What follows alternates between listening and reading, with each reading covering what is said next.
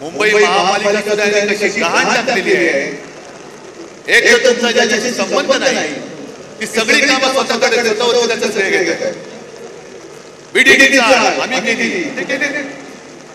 VDD चाळीचं भूमिपूजन मी केलं होतं, सोबत शरद पवार होते आणि आदित्यानी तिथे आणि त्याच्याबरोबर तिथे आव्हानाने मेहनत केलेली आहे।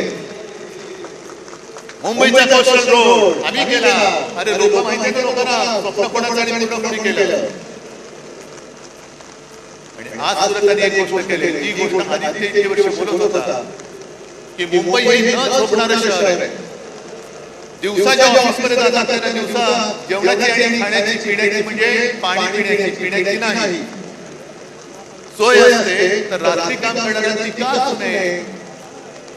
तेव्हा भाजपवाल्यांनी जो काही नाच केला होता, संस्कृती नाईट लाईफ नाईट लाईफ म्हणजे तुम्ही विमानाला जाऊन नाईट लाईफ बोलले तसं नाईट लाईफ नाही, कळलं ना? हा हे मकावला लोकांचं नाईट लाईफ खुलणार आणि आम्हाला इकडे शिकवणार साधा सुचिता।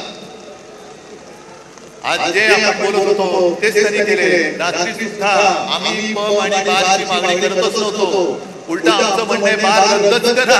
जे तुमचे मंत्री चालवत आहेत त्यांना पहिले मंत्रिमंडळातून काढा ही मागणी आहे। पण सगळं श्रेय आपल्याकडे घ्यायचं आणि दुष्ट तुमच्याकडे घ्यायची। मुंबई महापालिका सुद्धा आज जवळपास 2.25 लाख कोटीच्या खर्चामध्ये खड्ड्यामध्ये टाकलेली आहे।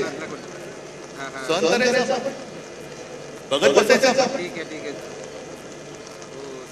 आणि एक निवडणूक घेऊ शकेल असं मला वाटत नाही, कारण लोकप्रतिनिधी ज्या दिवशी सभागृहात जातील त्या दिवशी आणि या 3 वर्षात खाल्लेली सगळी मुंबईची तिजोरी ही जनतेसमोर येईल। आम्ही आणणार व्हाईट पेपर पहिला काय त्याच्यावर व्हाईट पेपर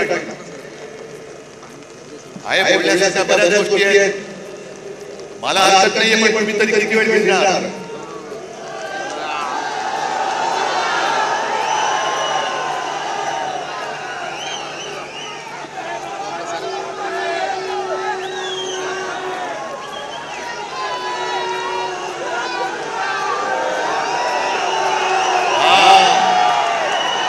हा सैनिक हा शिवसैनिक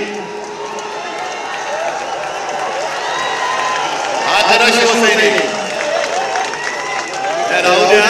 तुम्ही कितीही जल्लोषात असला तरी मला थोडं भान ठेवून बोलायला पाहिजे। मग काही जणांची अपेक्षा आहे की उद्धव ठाकरे पुढचा कार्यक्रम काय राहणार, आणि आता कोण बोललं नाही उद्धव ठाकरे आणि राज ठाकरे एकत्र येणार का? अरे मग 5 जुलैला काय केलं होतं आम्ही, आणि तेव्हा मी बोललेलो आहे आम्ही एकत्र आलो एकत्र राहण्यासाठी। जिथे माझ्या मातृभाषेचा घात होत असेल तिथे मी मराठी माणसामध्ये फूट पडू देणार नाही, आणि मराठीवरती हिंदीची सक्ती या जाहीरपणाने परत सांगतोय।